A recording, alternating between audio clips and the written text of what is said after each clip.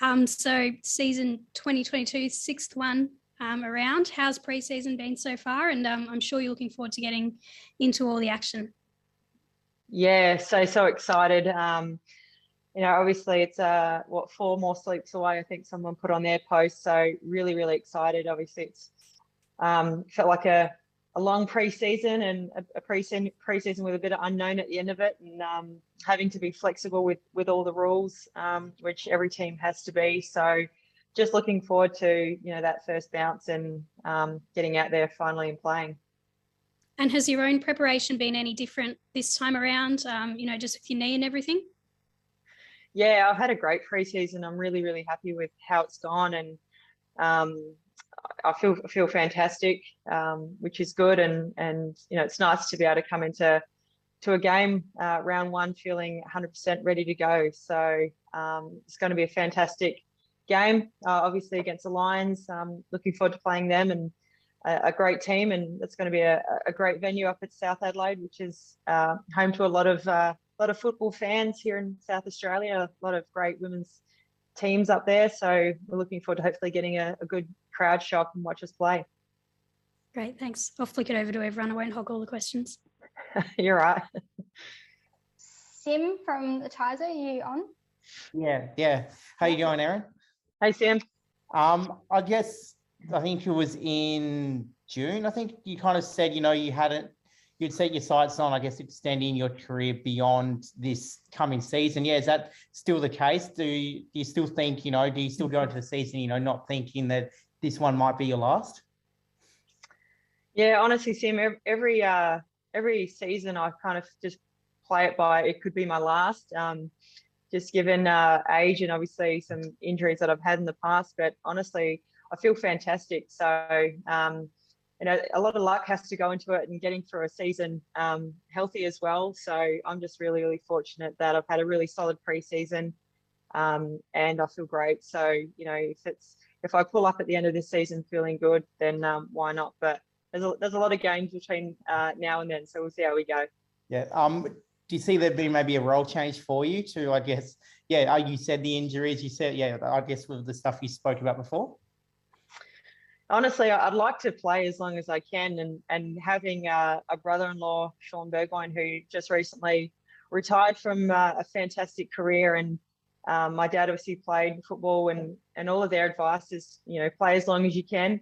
I don't think I'll beat Sean's 404 record. I think I'll have to play for the next 45 years if that was the case. But look, I'm really, really excited just to, be in year 6 and still be lacing them up and getting back out there with this team. It's been an amazing ride, and hopefully we can still continue to have the success that we've had. Have Sean and your dad started, a charm offensive now that, Port Adelaide are getting their team from next season? Honestly, look, they've been really, really supportive. I've got my dad in a Crows polo since 2017. So the next person to work on is Shawnee Burgoyne, but I don't know how I'll go with that, but I'll give it a go. Cool. Those are the questions I have. Thanks so much, Erin. Thanks, Tim. All right. Have we got Josh from Channel 9? Yeah. Hey, Flip, how you going? Hey, Josh. How are you, mate? Yeah, good, thank you. What's your secret? I feel like, 2 or 3 years ago when you were carted off Adelaide Oval in a grand final, there might have been a few people that thought you'd played your last game of football. Here you are saying that you've barely felt better. What's your secret? What are we all doing wrong? Yeah. Well, you and I spent a lot of time together. So, look, I think it's a balance of getting your training loads right. I'm very disciplined in my diet and how I manage my body. Further later in my career, now being 36, and I'm not trying to go out there and break records like these younger kids are. Just manage to get my body where it needs to get to, not able to play AFL football. So a lot of it's a lot of asking advice. Sean Burgoyne, obviously my brother-in-law, he's given me a lot of advice of managing his body, and if anyone has done it perfectly, he's the guy to look up to. So and a bit of luck as well, and having people around me helping me get back to where I want to be in my body and my strength and fitness, which has been a team effort. So a lot of combination, but I feel fantastic. Yeah, I guess the way your season finished last year, your body probably wasn't quite 100%. Coming up against the same opponent in round one, do you sort of feel like you've got a bit of amends to make?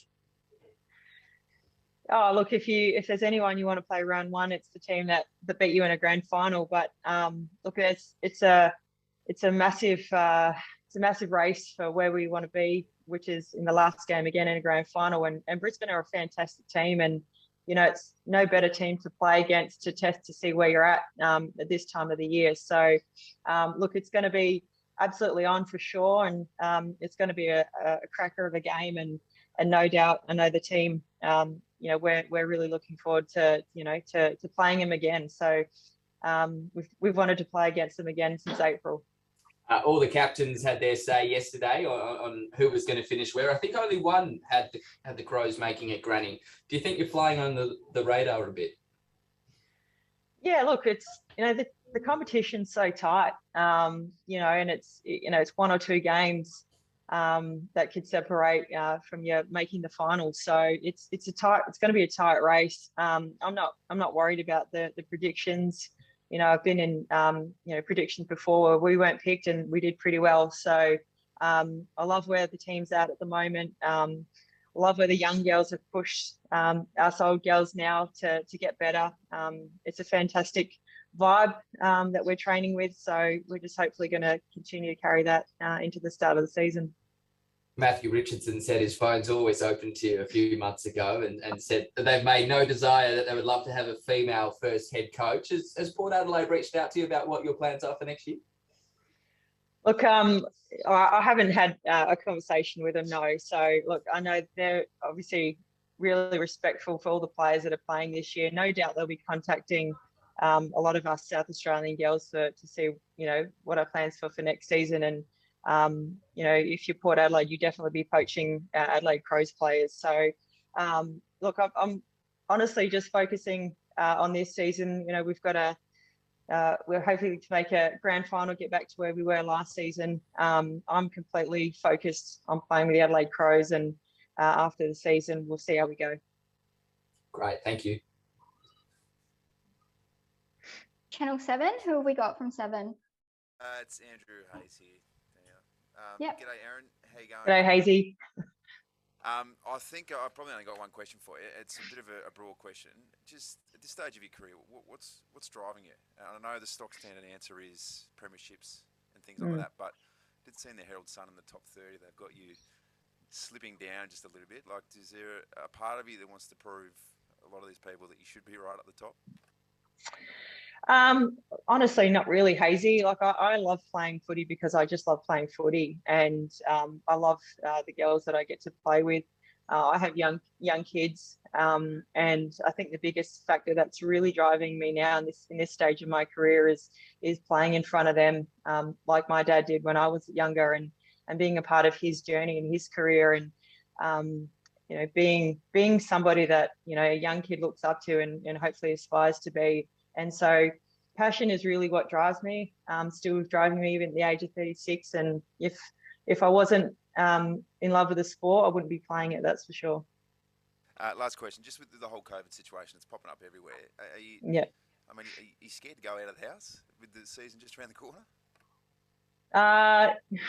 Not really scared in terms of, I know that at some point, there's a very good chance that I'll get it.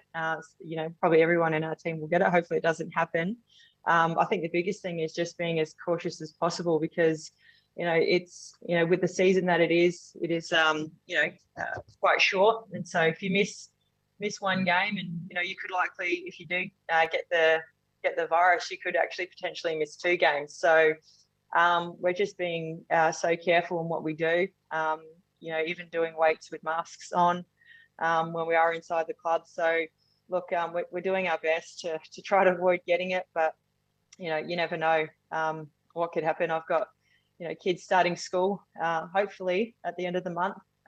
So, some things are going to be unavoidable, and we're just going to have to just play the cards that we're dealt. Awesome. Thanks, Erin. Good luck. Thanks, Hazy. Rory from ABC. Thanks, Daddy. G'day, Erin. How you going? Yeah, good, thanks. Hazy's covered off the COVID stuff, and Josh has got to the port gear before I did. So I'll ask you more broadly, though. Where do you think the AFLW competition is at standard-wise, and can you reflect on where it's come from since you first played?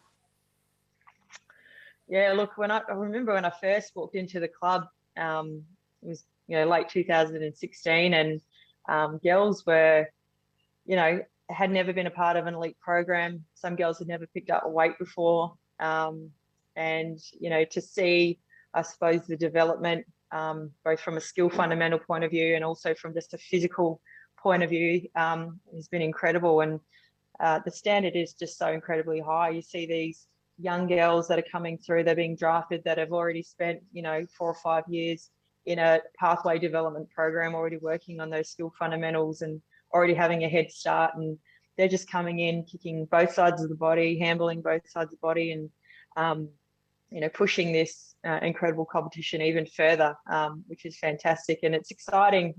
It's exciting to see, I suppose, I've been there since the beginning, and Chelsea and a lot of us girls, we talk about just how good it's getting, and the skill and the kicks, the connections, being able to kick the ball off the deck a lot more than year one. It's it's really exciting. Right, thanks for that. No worries. Have we got Jace Kemp from Channel 10? Nope, doesn't look like it. All right, we'll go Danielle from Zero Hanger. Yeah, hey Erin, how are you going? Hey Danielle, how are you? Not too bad. Quite a lot's been covered already. I just want to kind of circle back to that COVID situation. Mm-hmm. After 2020, where the season, didn't get to be completed, unfortunately, are you confident that we're going to get a full season without disruption? Look, no, I reckon there will be some disruption. To what level, I'm not sure, and hopefully it doesn't mean, postponing games or cancelling. I think I know clubs, and we're doing everything that we can to avoid, I suppose, being close contacts, and hopefully if we do get positive cases in the team, it's just 1 or 2 and not half the team that gets wiped out. So there's things that we're doing to hopefully avoid that. Rapid tests, PCR tests, obviously, before we play. So we're trying to do everything that we can to get the season from start to finish, and I'm sure there's going to be girls. Already we're seeing girls having positive RAT tests, and so look, I think that's just going to become more and more. And I think the biggest goal, and I'm sure with every team, is to just try to limit how many people do get it at one time. And with the Big Bash, obviously, there's been talk that they're considering having a Melbourne hub. Has there been any talk of an AFLW hub at all? Yeah, not that what I've heard. Obviously, it's going to be interesting to see what happens with the Western Australian teams, Freo and West Coast, and how they're going to manage that. That's a bit of a tricky situation to be in. So look, what we do know is that a lot changes from week to week. So I think the next 3 or 4 weeks are in place, and then after that, we just reevaluate. But I think one of the great things, and we've seen it across the board in the AFLW League, is just the ability to adapt and just to find a way to get it done. And I know us girls, and I'm sure across the board, we're just excited to play, and hopefully our fans get some excitement from being able to watch us. That's all from me. Thank you. No worries. All right, Kristen. Hi, Erin. How are you going? Sorry. What kind of dog? That's the postman. Sorry. Like it. All right, that aside, I just want to sort of delve into, obviously the physical conditioning is very important, but more so I want to know about like mental conditioning. Obviously, like 20 years your career has spanned, which is just incredible, and making myself sound old, I have been watching you that whole time. Okay, cool. So what mentally do you do to keep yourself wanting to keep the body fit and keep going? Like different stages, I suppose, of my career, drove me to want to get out there. But there's the bottom line is I've actually just loved competing. Been very, very, very highly competitive my whole life.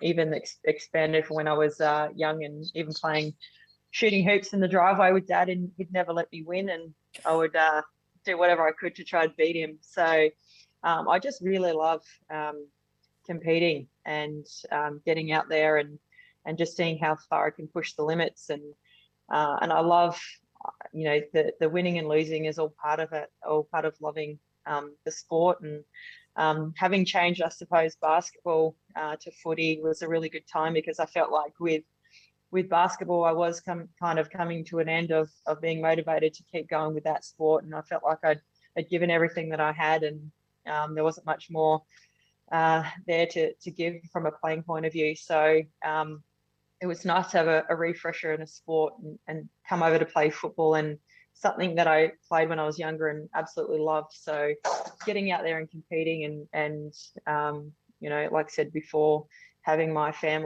young family watch me and see me run out there with some pretty powerful, amazing women. It's just absolutely fantastic. And one more, if I can.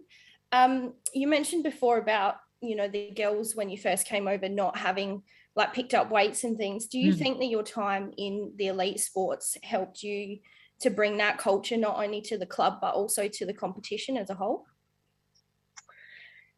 Yeah, look, I think definitely in my team it did. Coming, from I've been playing professionally in sport for a while, and knowing how to manage your body, knowing how to, I suppose, get the best out of yourself, competing in a professional environment, both physically and mentally as well. So I definitely felt like I could give my team advice and help and push them and show them the right way to do things in that space. And having learnt it from myself, from some of the best in the business as well, was pretty cool to pass the knowledge down. So, but honestly now, it's like they've been doing it for their whole life now. It's just, they act like professionals, even though it's a part-time gig, and they're coming in and getting their weights done, recovery. They're just treating it like they are professionals. Well, thank you. No worries. Alex? Hi, Erin. Just got a couple of questions for you. Just looking towards game day, who's going to be on the end of the unfavourable Kathy Spark tag?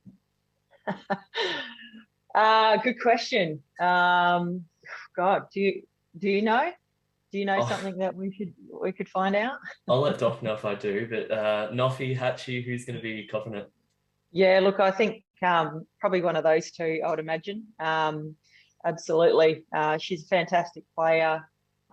She's a hard tag, and I know that firsthand. So, look, I think one of those two for sure. She'll probably spend time on probably both of them at some point, I'd imagine. So it's going to be a great matchup. Whoever she gets a roll on, it's going to be an awesome matchup to watch. I know Doc got asked a bit about it yesterday, so I won't harp too much on the ruck, but Jazzy Hewitt coming back in, how have you sort of seen her change and develop as a player from when she left to when she's returned?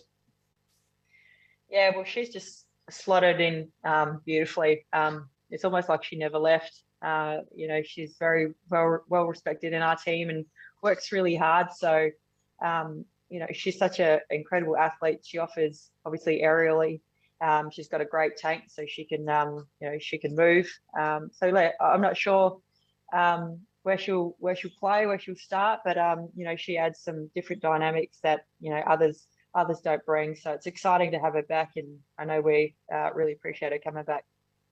Yeah, and I know it's been touched on a little bit with Port before, but is there any of that sense that it could be the last year that you have the core group together? Like, is it a looking towards the grand final, a flag again this season, because there might be some different faces around come 12 months from now?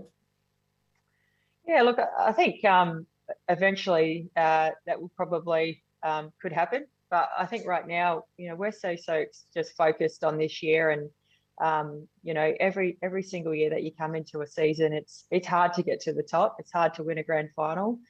We know that we have a fantastic team that is going to be really successful if we do the work and show up every game and give it our best. So look, I don't think nobody is here thinking about what's going to happen next year. If you do that, you'll be out of the season pretty quickly. So we're just hopefully looking forward to having a really successful season. Hopefully everyone can stay as healthy as possible, and that we have a good season.